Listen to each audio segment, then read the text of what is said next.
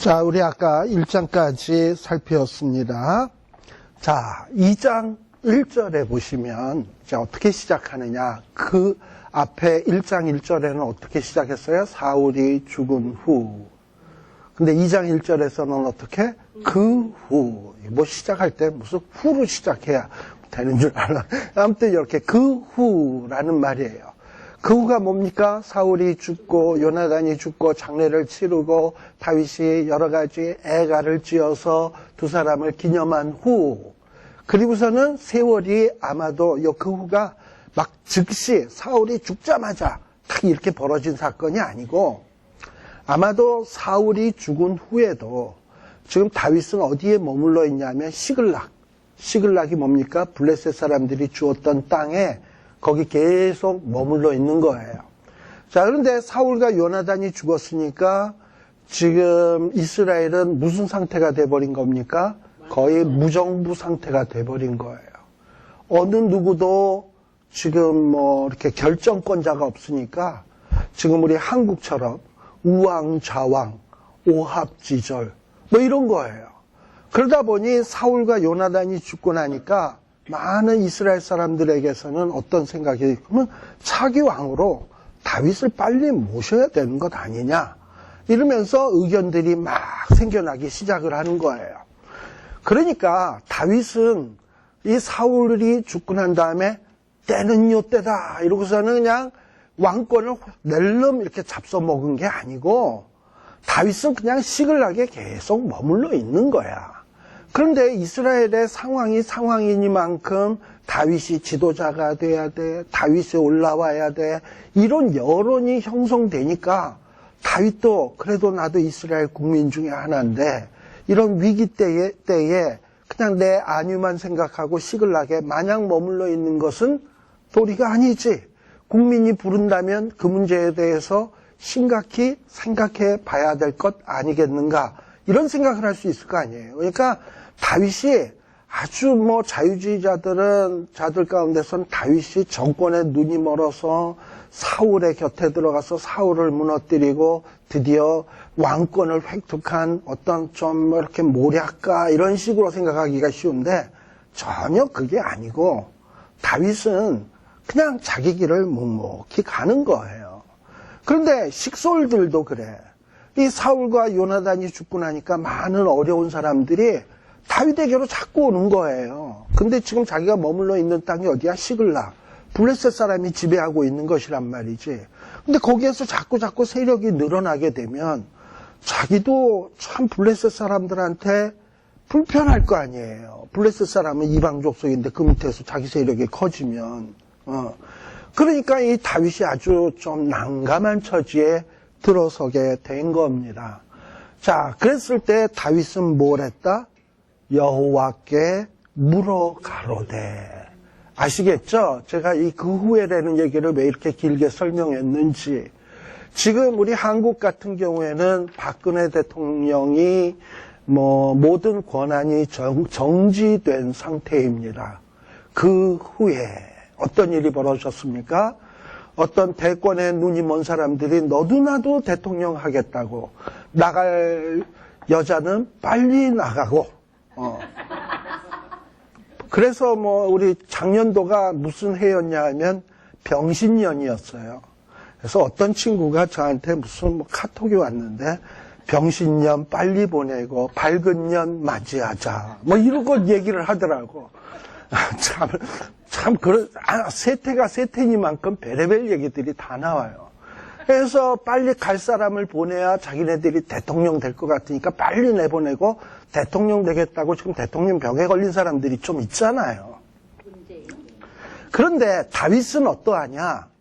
그 후회가 이게 잠시가 아니고 그냥 다윗과 요나단이 죽어서 사울과 요나단이 죽어서 슬픔 가운데서 오랜 세월을 보내고 있는데 이스라엘은 어려워지고 있고 사람들은 우왕좌왕하고 있고 많은 사람들은 자꾸 다윗에게 찾아오고 자기는 블레셋 땅에 아직도 블레셋의 지배권에 있는 시글락에 있고 이러지도 저러지도 못하는 상황이 된 후에 완전히 등 떠밀려서 지금 어쩔 수 없는 상황이 된 뒤에 그래 내가 왕감이지 하고 나선 게 아니라 그 상황에서도 뭘 했냐?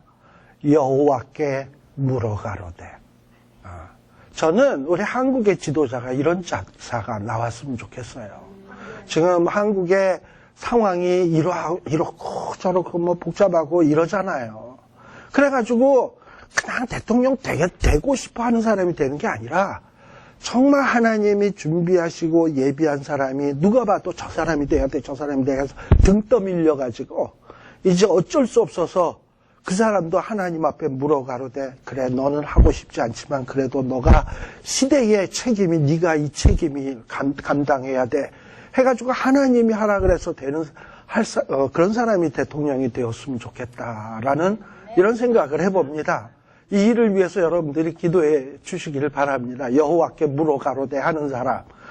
그래서 이 다윗이 여호와께 물어가로되. 지금 시글락은 누구의 지배권에 있다? 블레셋 사람 지배권에 있으니까 거기에서 왕노릇하기는 힘들어요. 그래서 이제는 뭔가 유다 자기 동족이 지배하고 있는 그곳으로 가야 돼. 그래서 내가 유다 한 성으로 올라가리까? 그리고 올라가서 정말 이 시대적 소명을 내가 감당해야 되겠습니까? 하고 하나님 앞에 물었더니 여호와께서 뭐라고 얘기해요? 가라사대 올라가라. 그리고 다윗이 가로되 뭐라 그러면 이제 어디로 가리까?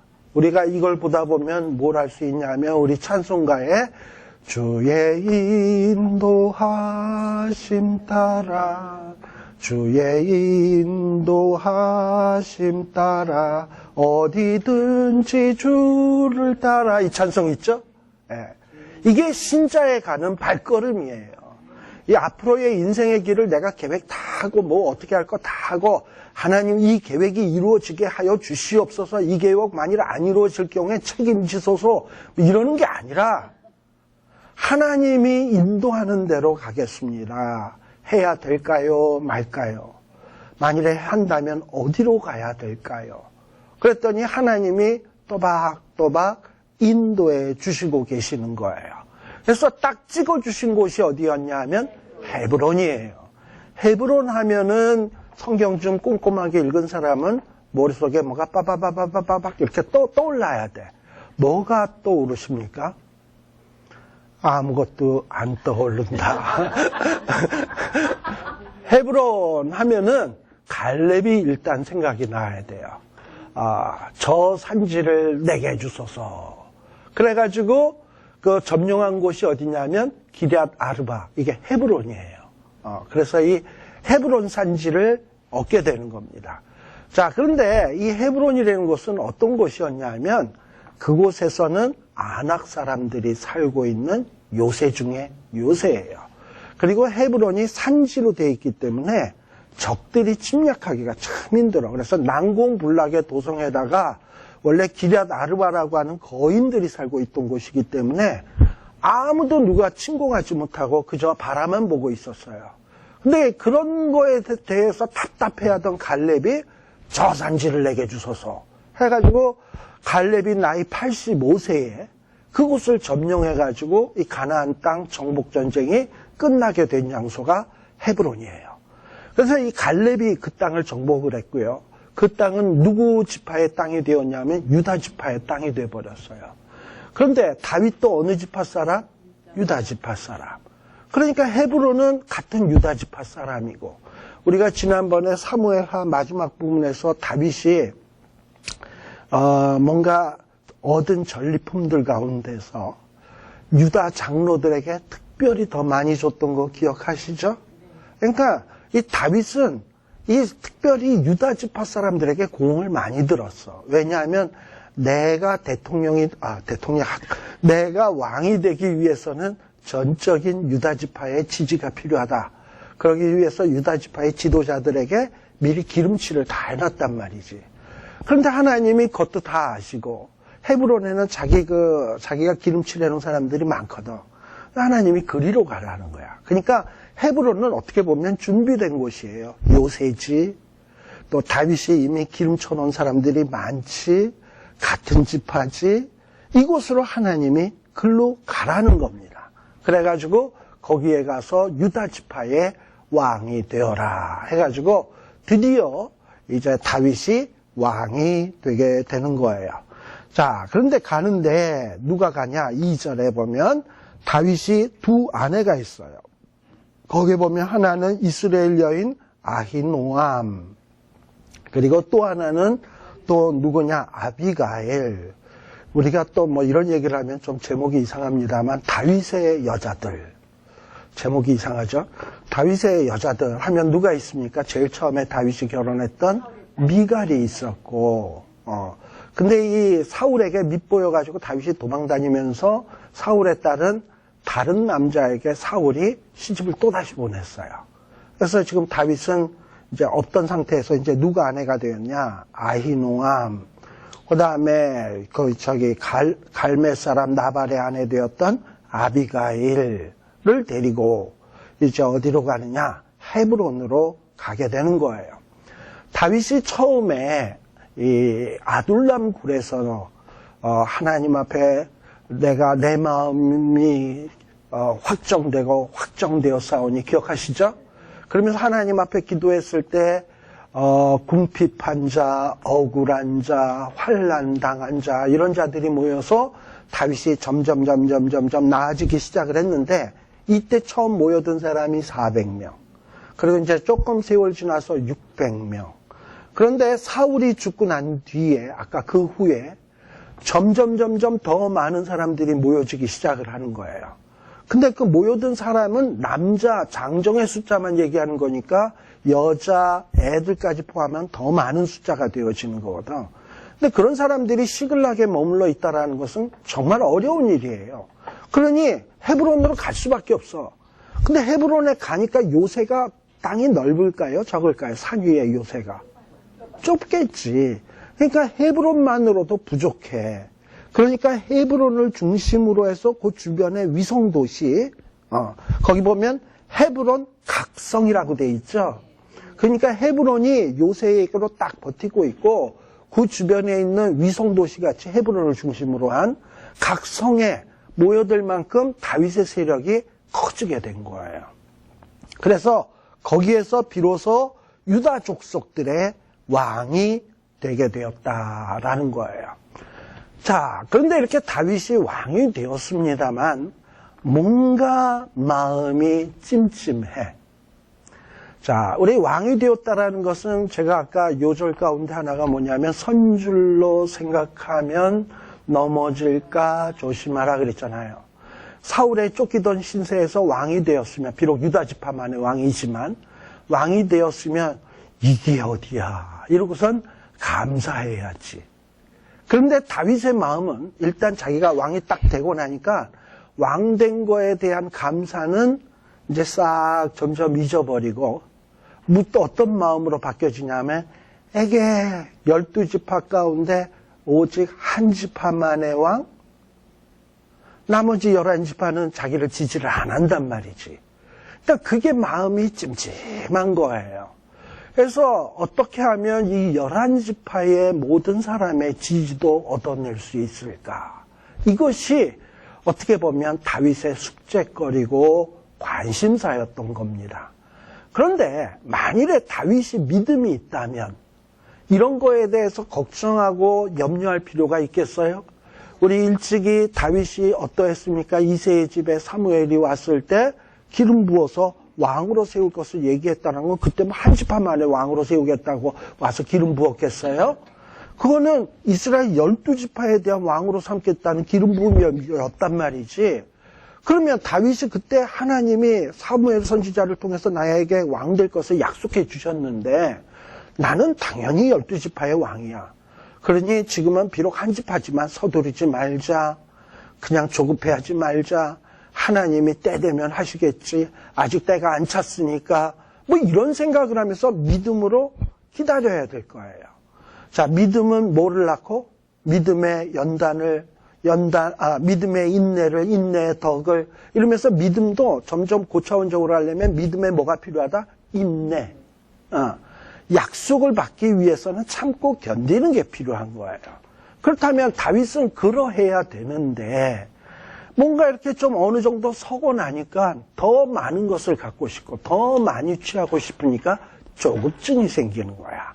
그래서 내가 어떻게 하면은 이 12지파의 모든 사람의 지지를 얻을 수 있을까? 이러던 차에 사건이 하나 터지게 되었습니다. 그게 어떤 사건이었냐? 4절에 보면 유다족 속의 왕을 삼았더라. 다음에 뭐가 나와요? 동글뱅이. 그러니까 어떤 사건이 끝났다는 얘기죠. 그리고서는 이제 새로운 얘기가 시작되는데 뭐냐? 혹이 어떤 사람들이 다윗에게 와가지고 무슨 얘기를 하냐? 이 사울을 장사한 사람들이 있다. 그들이 누구냐? 길르앗 야베스 사람들이다. 이 사울을 장사했다라는 게 뭔가 우리 지난 시간에 이야기했습니다만 사울이 활에 맞아서 중상당했고 옆에 있는 병기든 자에게 나를 죽이라 해서 죽었고 병기든 자도 죽었고 그거 아시죠? 그러고 난 다음에는 블레셋 사람들이 전리품을 노력하러 왔을 때 사울의 시신이 있는 것을 보고 사울의 목을 따갔다 그랬죠? 사울의 목을 따가고 그리고 사울의 그 목 따간 그 시신을 목을 따서 이스라엘 그 블레셋 사람들의 각 보송에 돌렸다 그랬죠. 그리고 시신은 목 없는 시신은 어떻게 했다고요?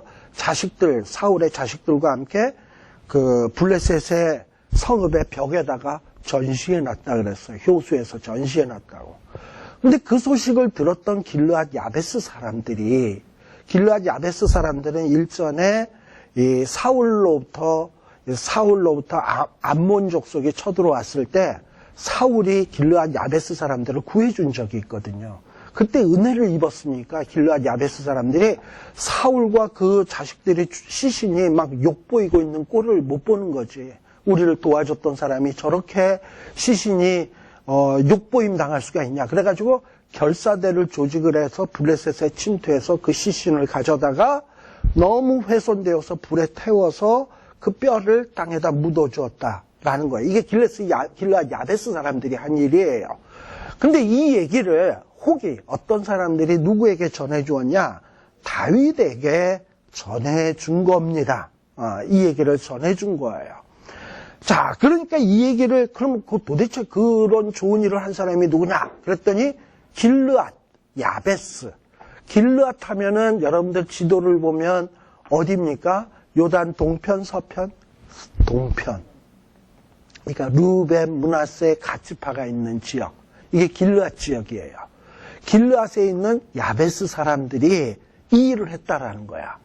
그러니 이 사람들 이 일을 딱 듣고 난 다음에 다윗이 머릿속에 그냥 불이 반짝 켜지면서 이것을 내 왕권 강화를 위한 디딤돌로 삼아야 되겠다라는 생각이 딱 드는 거야. 그래서 여기 어떻게 되냐? 5절에 보게 되면 다윗이 누구를 보냅니까? 사자들을 누구에게 보내냐면 길르앗 야베스 사람들에게 사자를 보내는 거예요. 그러면서 뭐라고 얘기하냐? 너희가 너희 주 사울에게 이처럼 은혜를 베풀어 장사하였으니 여호와께 복을 받을지어다. 참 어떻게 보면 좋은 얘기죠. 근데요, 사람들이 이런 좋은 얘기를 할 때 보면 좋은 뜻으로만 하는 게 아니라 그 속에 약간의 사심을 담을 때가 있어. 우리가 보통 지진이 나거나 홍수가 나면 무슨 수재의연금, 홍수피해 헌금 같은 거 낼 때 좋은 뜻으로 내죠. 근데 좋은 뜻만 있습니까? 거기에 조금 이걸 기회로 해서 내 이름을 한번 내보자. 이런 경우들이 있잖아. 그래서 어떤 기업체 같은 데서 수재의연금 낼 때 보면 체크가 원래 크기가 얼마네요? 요만하죠? 근데 체크를 얼마나게 만드느냐 하면 이따만 만들어서 돈 얼마 쫙 써가지고 이거를 커다란 걸 주면서 사진 찍으면서 거기 있는 사람하고 악수하죠? 그러니까 뭐 하겠다는 겁니까? 돈도 내고 내 이름도 내겠다라는 거예요. 그러니까 그냥 겉만 봐서는 안 돼. 이 안에 담겨져 있는 뜻이 뭐겠나. 그러니까 지금 다윗은 뭐 하는 거냐면 길르앗 야베스 사람들을 칭찬하면서 길르앗 야베스 사람들이 원래 자기를 지지 않았던 사람들이잖아. 사울을 지지하는 사람들이잖아. 이 사람들의 마음을 얻음으로 인해서 나머지 11지파의 마음도 이걸 계기로 좀 얻어볼까. 다윗이 이렇게 포용 정책을 쓰는구나. 찢어지고 나누어진 사람들을 아우르는 이런 어떤 한마음으로 통합하는 이런 정책을 쓰는 성군 같은 사람이구나 라는 이미지를 보여주기 위해서 지금 이런 행동을 한다 이 말이죠. 참 정치하는 사람들 말을 액면 그대로 믿어서는 안 됩니다. 그런데 정치하는 사람들은 표를 얻기 위해서라면 갖은 어떤 생각 없이 말하는 것도 참 많이 있잖아요. 근데 지금 다윗이 그러한 거예요. 그러니까 뭔가 너희들이 이렇게 좋은 일을 했으니 6절 좋은 일을 했으니 여호와께서 은혜와 진리로 너희에게 베푸시기를 원하고 나도 이 선한 일을 너희에게 갚으리니 이러면서 뭔가 야베스 사람들을 칭찬하고 있어요. 그래서 근데 이런 칭찬하는 이유가 뭐냐? 다윗이 환심을 얻기 위해서 그렇습니다.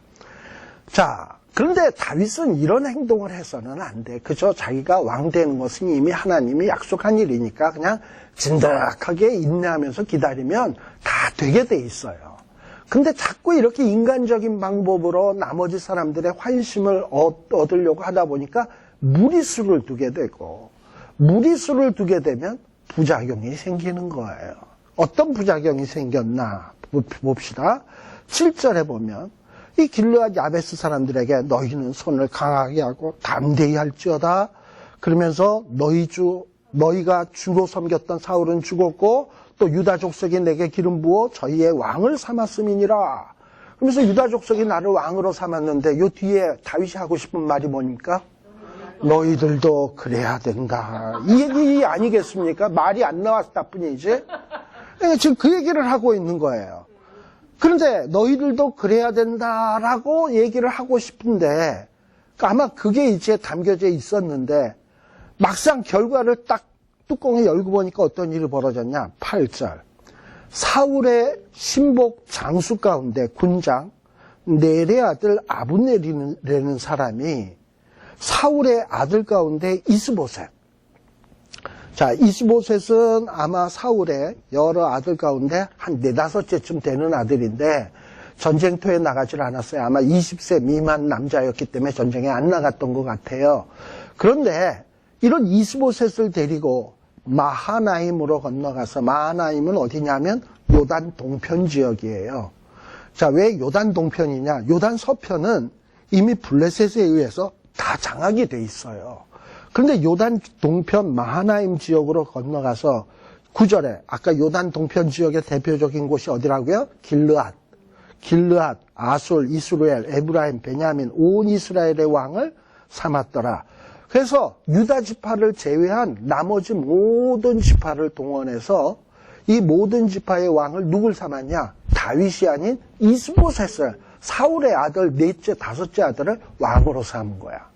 다윗은 자기가 모든 지파의 왕이 되려고 하는데 그렇게 된 게 아니라 자기 계획대로 된 게 아니라 엉뚱한 아브넬이라는 자가 더 등장을 해가지고 나머지 11지파를 데리고 이스보셋을 왕을 딱 세운 거야.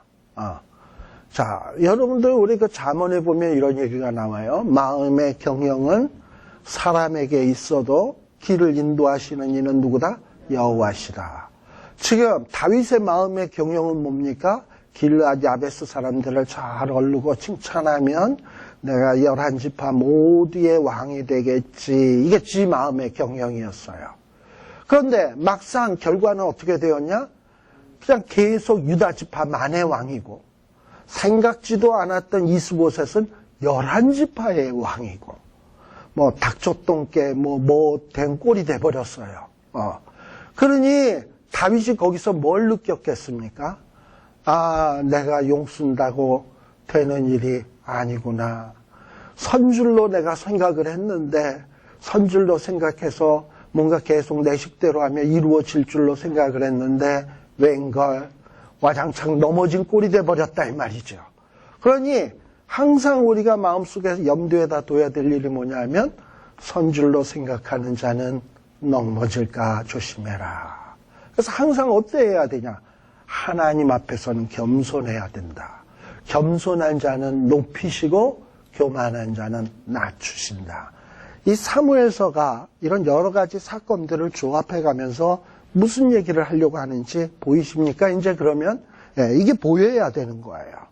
자, 그래서 이 사울이 다윗이 자기가 이렇게 모든 지파의 왕이 되려고 했지만 일은 거꾸로 돼버렸습니다.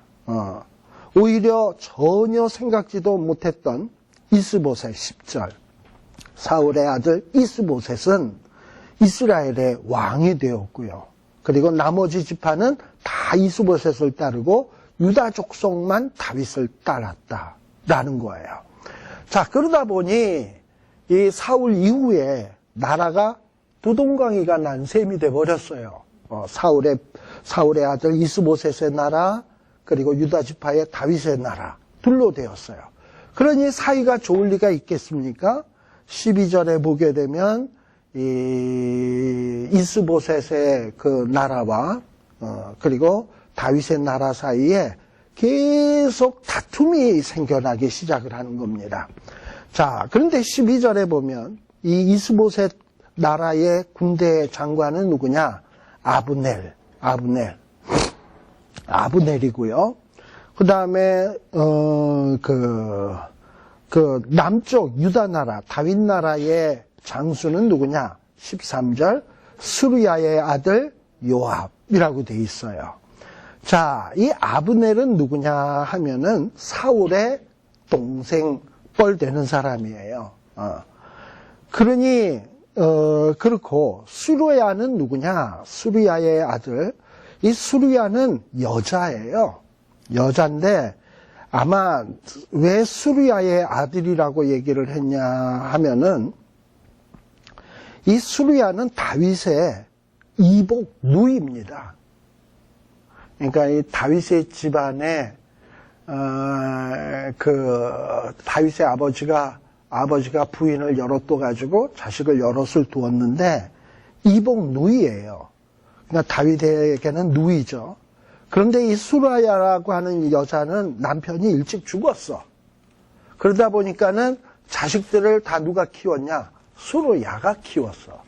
근데 이 수루야가 키운 자식들이 누가 있냐면 요압, 또 그 요압의 동생 아비세, 그 다음에 또 하나 동생, 이제 조금 이따 나옵니다만 그런 세 아들이 있었어요. 다 군인으로 키웠던 아주 수루야는 대단한 여자예요.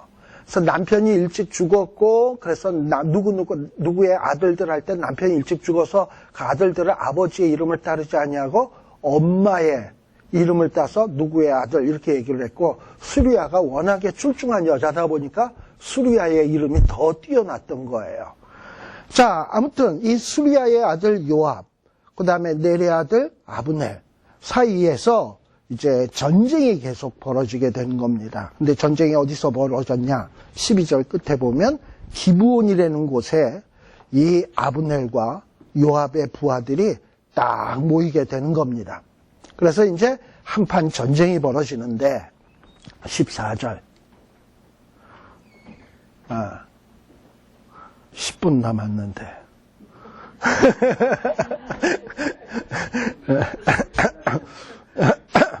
아브넬이 이 요압에게 말하기를 소년들로 일어나서, 여기 사무엘서에 보면 소년이 많이 나옵니다만 착각하지 마세요. 애들 아닙니다.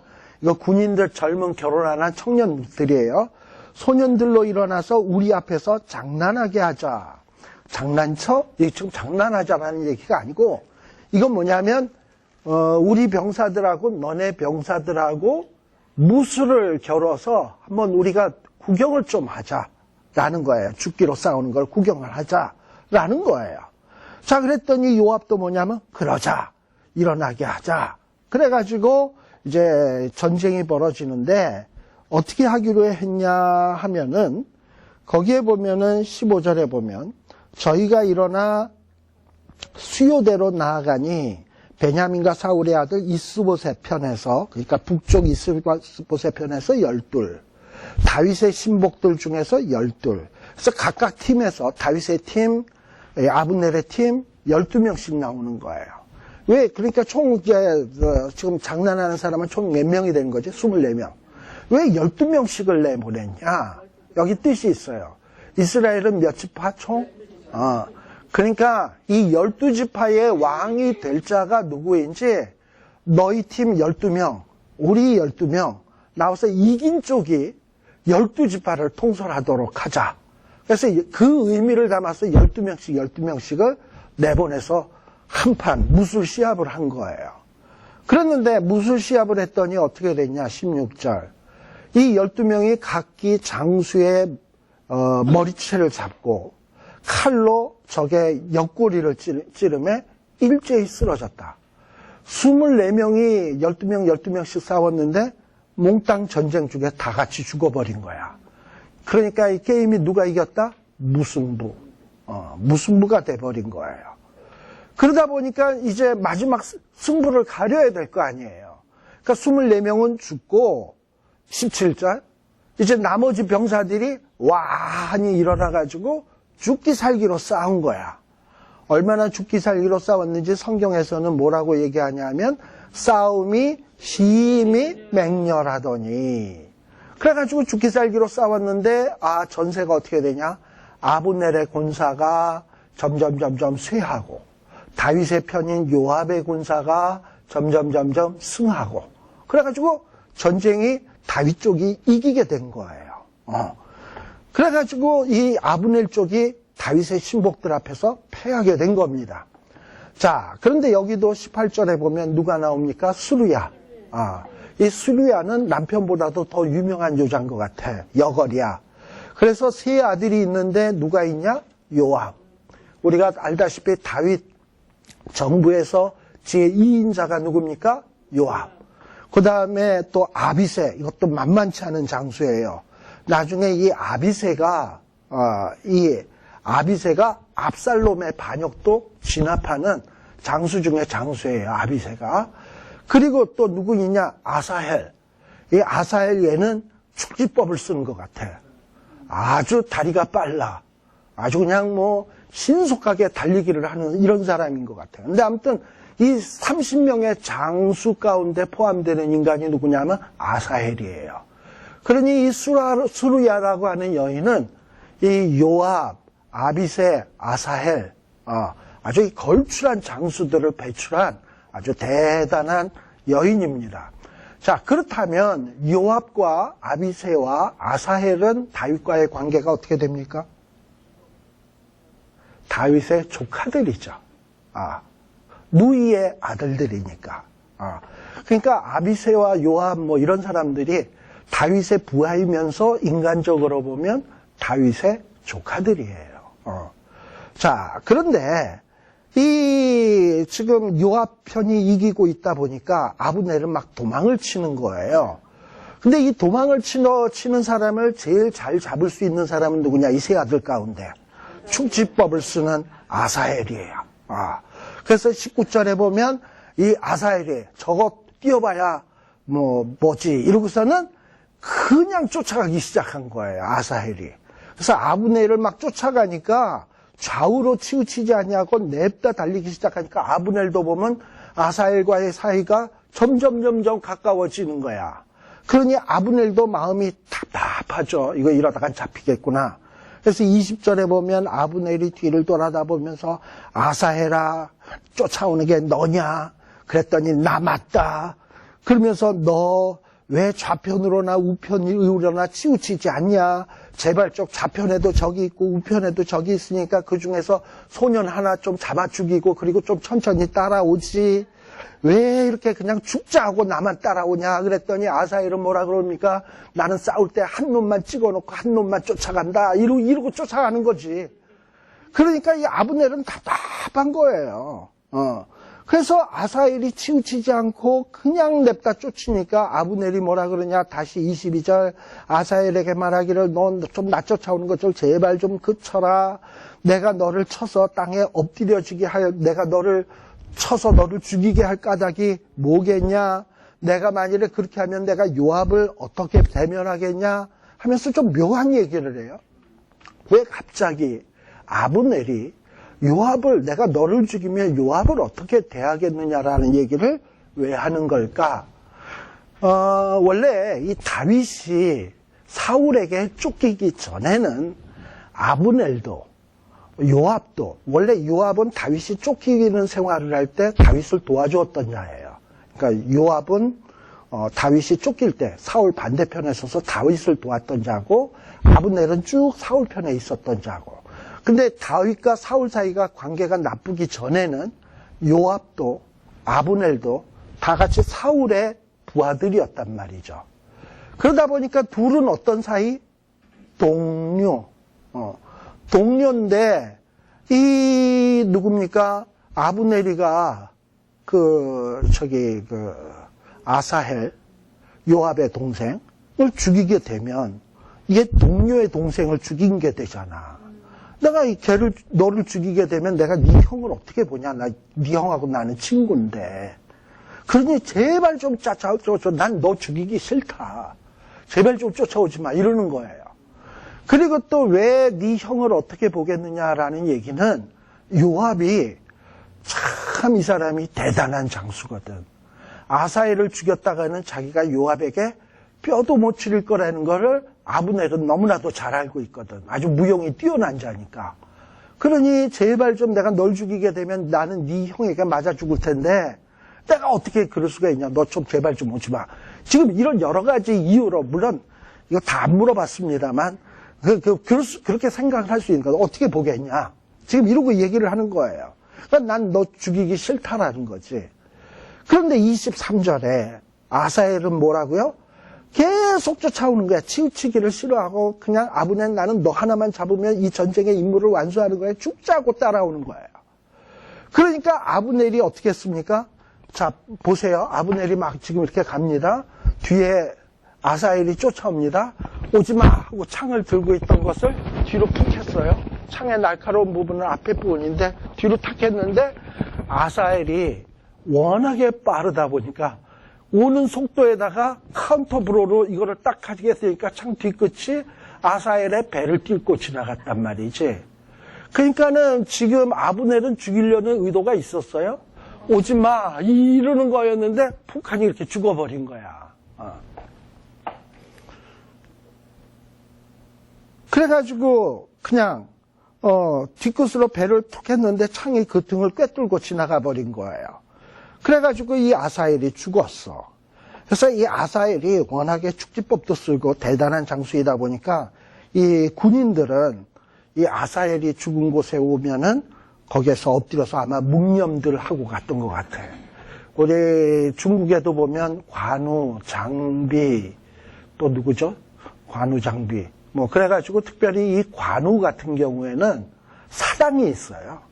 그 중국에 관우를 모시는 사당이 있더라고. 그러니까 마찬가지로 아비새도 장수들 치고서는 아비새의 이 죽은 장소에 오면 머리를 숙일 정도로 그랬던 것 같아요.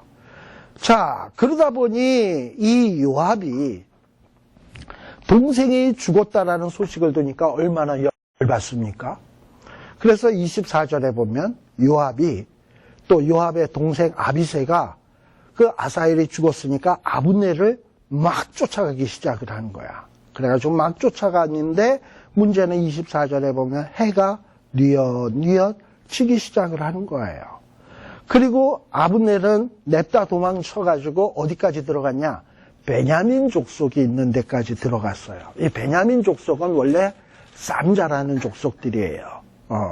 그리고 어디에 이르렀냐? 베냐민 족속의 산꼭대기에 이르렀어. 그러니까 요새에 이르게 되었단 말이죠. 그러니 이제 아브넬은 어느 정도 안전을 확보한 상태야. 이제 요압과 아비새가 아브넬을 쫓기는 역부족이 돼버렸어요. 근데 이런 상황에서 아브넬이 요압에게 말하기를 뭐라 그러냐? 칼이 영영이 사람을 상하겠느냐? 우리 칼을 쓰게 되면 계속 사람이 죽을 텐데 이러다가는 마침내 참혹한 일이 생길 텐데 우리가 언제까지 이래야 되겠냐? 휴전하자, 휴전. 우리가 형제 쫓기를 그쳐야 되겠다.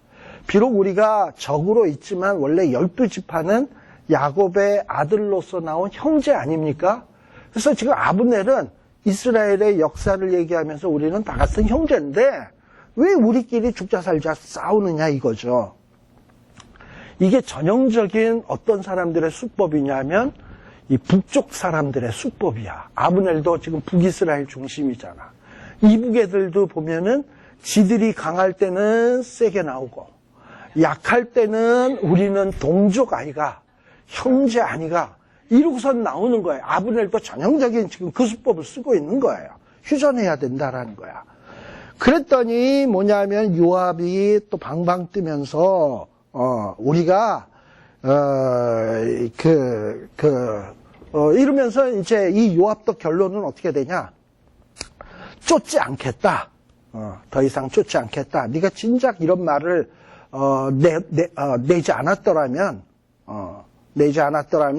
우리가 아침에 다 돌아갔을 것이요 형제를 쫓지 아니었으려 하고 그러면서 이 요압도 전세 판단을 한 거죠. 이미 베냐민 지파 땅에 들어갔고 높은 곳에 갔고 쫓아가봐야 잡을 수도 없고 저자가 휴전을 원하는데 우리가 굳이 싸울 이유가 있냐. 그래서 28절에 보면 드디어 뭘 합니까? 나팔을 불어서 무리가 머물러 쓴 거예요.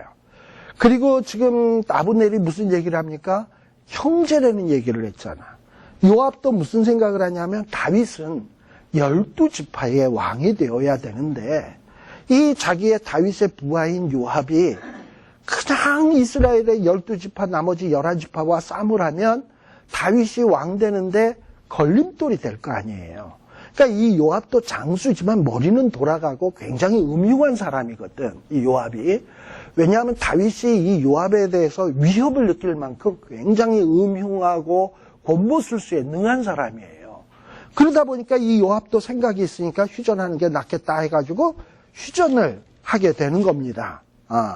그래서 이 휴전을 하고 어떻게 하냐? 거기 보면 30절에 보면 요압이 아브넬 쫓기를 그치고 돌아와서 무리를 다 모으니 처음에 이 요압과 아브넬 사이에 전쟁이 벌어졌죠. 누가 이겼다고요? 요압이 이겼어요. 그래서 나중에 인원 점검을 해보니까 이 다윗의 신복 요압의 부하들 가운데서는 19명이 죽고 아사헬이 죽었어요. 그래서 총 20명이 죽은 거예요. 그런데 이 아브넬의 부하 가운데서는 몇 명이 죽었냐? 31절에 보면 360명이 죽었어요. 그러니 그야말로 요압이 대승을 한 거나 다름없지 않습니까? 이렇게 요압이 대단하다 보니까 아브넬이 이 요압을 두려워하는 거야. 자, 이러면서 이 요압이 이긴 다음에 이 아사헬을 이 아브넬의 창 뒤끝에 찔려 죽인 아사헬을 베들레헴에 있는 그 아비묘. 자, 아까 스루야라고 하는 인물에 대해서 얘기했죠. 스루야의 남편이에요. 젊어서 죽어서 그런지 뭐 특별한 공적이 있었던 것 같질 않아. 그러다 보니 그 이름이 알려지질 않아서 지금 이 요압의 아사헬의 아버지는 뭐라 그러냐? 그 아비로만 나오지 이름이 안 나와. 그 아비 묘에 장사하고 요압과 그 종자들이 밤새도록 행하여 헤브론에 이를 때 날이 밝았다라는 거예요. 그러면서 3장 사울의 집과 다윗의 집 사이에 점점 전쟁이 오래매 다윗은 점점 강하여 가고 사울의 집은 점점 약하여 가니라. 그러면서 이 사울과 다윗의 집 사이에 계속 전쟁이 있어요. 누가 하시는 겁니까? 하나님. 왜 하나님은 다윗에게 금방 왕이 되게 하시지? 왜 처음에 찔끔찔끔 유다 지파만의 왕이 되게 하시고 또 이 다윗이 길르앗 야베스 사람들의 마음을 얻기 위해서 이럴 때는 오히려 일이 낭패가 돼버리고 이스보셋이 11지파의 왕이 돼버리고 또 둘 사이에 전쟁이 나고 20명 죽고 360명 죽고 또 전쟁이 오래되고 왜 이런 과정을 하나님이 거치시냐 이 말이에요. 다윗이 정말 하나님의 종으로서 종다운 종으로서의 왕이 되기 위해서는 훈련이 필요해요. 하나님의 약속을 믿고 진득하게 기다림도 필요하고 인간적인 권무술수를 쓰지 아니하고 늘 여호와께 물으면서 이렇게 나아가는 사람이 되기를 원하는 거예요. 근데 이거를 말로 앞만 가르쳐줘도 못 알아먹으니까 하나님이 어떻게 하냐? 그래, 몸으로 때우면서 배워라. 아시겠습니까? 오래오래 몸으로 때우면서 배워라. 이러면서 다윗이 몸으로 때우면서 하나님의 종다운 종이 되어간다는 게 무엇인지를 배워가는 거예요.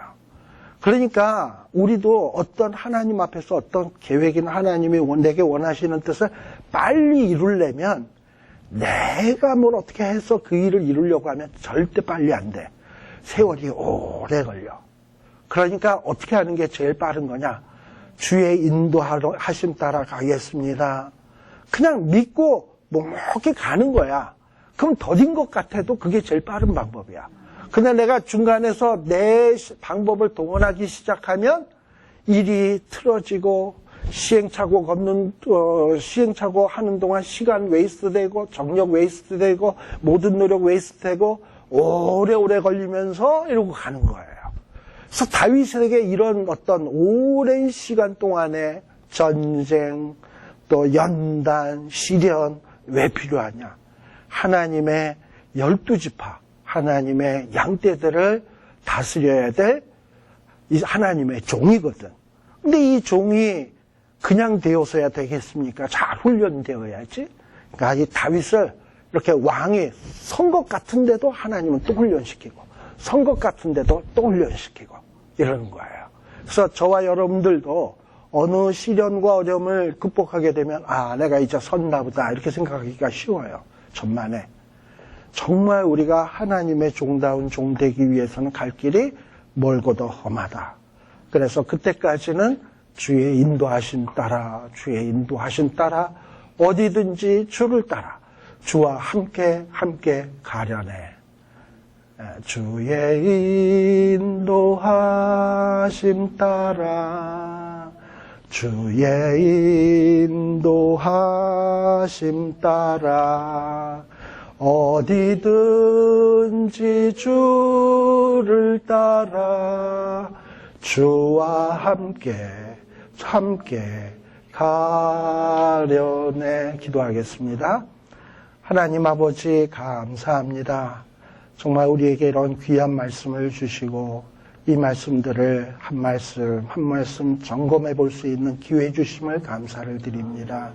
하나님, 이 말씀 속에 담겨져 있는 하나님이 우리에게 향하신 뜻들을 잘 새겨서 마음에 새기게 하여 주시고 한 말씀도 놓치지 말게 하여 주시며 그 말씀대로 살아갈 때 정말 하나님의 놀라운 그 풍성함을 체험할 수 있는 저희들이 되게 하여 주시옵소서. 다윗도 정말 자기의 짧은 인간적인 소견으로 뭔가 이루어 보려고 할 때마다 시행착오를 겪었고 어려움을 겪었습니다. 하나님, 우리도 마찬가지일 것입니다. 우리의 이 좁은 소견을 가지고 인생 살아가지 말게 하여 주시고 말씀 따라 주님과 함께 주님 인도하심 따라 살아가는 저희들이 되게 하여 주옵소서. 예수님 이름으로 기도드립니다. 아멘. 마치겠습니다.